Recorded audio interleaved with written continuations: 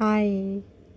इन दिनों आजकल मैं आप लोगों के साथ में अपना एक्सपीरियंस शेयर करती हूँ वीडियो के थ्रू, जो कि हम लोग ठीक से रह रहे हैं, क्या कर रहे हैं क्या नहीं कर रहे हैं, वो छोटा सा एक्सपीरियंस ही कह सकते हैं इसको। और ताकि मैं अपनी इस बड़ी सी यूट्यूब फैमिली के साथ में छोटा सा कनेक्शन बना पाऊँ, यही छोटी सी मेरी कोशिश चल रही है।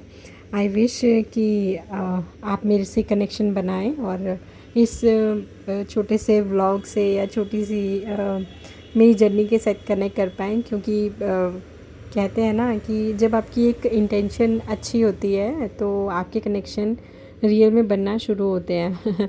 तो हम लोग, जैसा कि आपको पता है, कि दर्शन करके कटरा से वापस आ गए थे और आने के बाद में हम लोगों को इतनी थकावट हो गई थी कि हम लोग बिल्कुल भी मतलब नेक्स्ट डे आने के मूड में नहीं थे।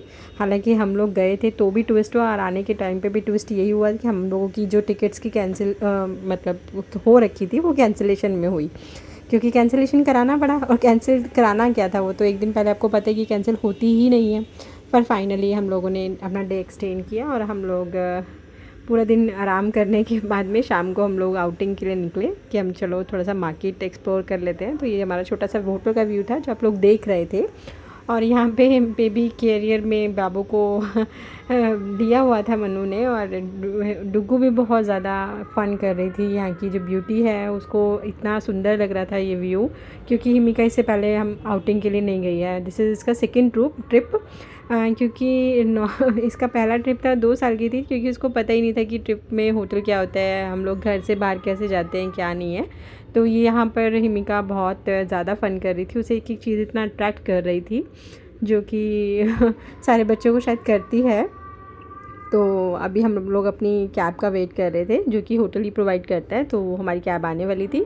फाइनली यहाँ पर हिमी और मनु अपना पोज देकर फ़ोटो खिंचवाने की कोशिश कर रहे थे कि मेरी फ़ोटो, पर फाइनली फ़ोटो तो हो ही नहीं सकती थी, क्योंकि मैं छोटी छोटी वीडियो क्लिप्स ले रही हूँ आप लोगों के लिए, ताकि मैं आप लोगों से शेयर कर सकूँ।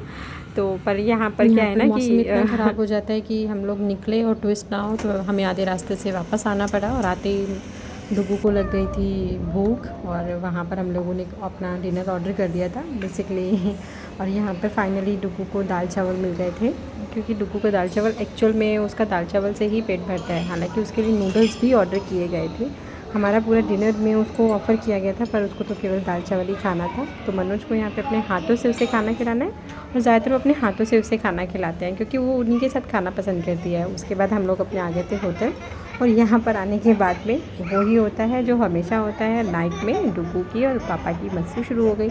आपको पता है कि जब एक लड़का फादर बनता है ना, तो वो उसका अलग ही होता है। मतलब आप सोच नहीं सकते कि वो किस तरीके से केयरिंग, लवेबल, मतलब अटैचमेंट होती है कि अब मैं नहीं जज कर सकती। मतलब मनु इस तरीके के पर्सन भी होंगे, मतलब केयरिंग, और मतलब क्या ही, मैं मेरे पास शब्द नहीं है, जो कि मेरी बिटिया के आने के बाद मैंने उनके अंदर देख पाई। क्योंकि मनु ऑलरेडी एक बहुत इंट्रोवर्ट पर्सन है, वो कभी भी नहीं बताते कि उनके मन में क्या चल रहा है। पर डुग्गू ना उनको इतना ज़्यादा सामने लेकर आती है कि उनकी मस्ती, उनकी छोटी छोटी हरकतें मतलब मुझे देखने को मिलती है। और यहाँ पर तेजस मुझे प्यार कर रहे थे कि मम्मा मुझसे भी बात कर लो। पर यहाँ था ना, यहाँ पे तेजस को मैं बिल्कुल भी टाइम नहीं दे पा रही थी, क्योंकि डुग्गू और मनु इतना ज़्यादा शोर कर रहे थे कि बस पूछो मत। पर पूछने में होना कुछ नहीं था, सुलाने की कोशिश। पर डुग्गू को तो अपने भैया को बिना प्यार करे नींद ही नहीं आती है, तो उसने आके करा प्यार।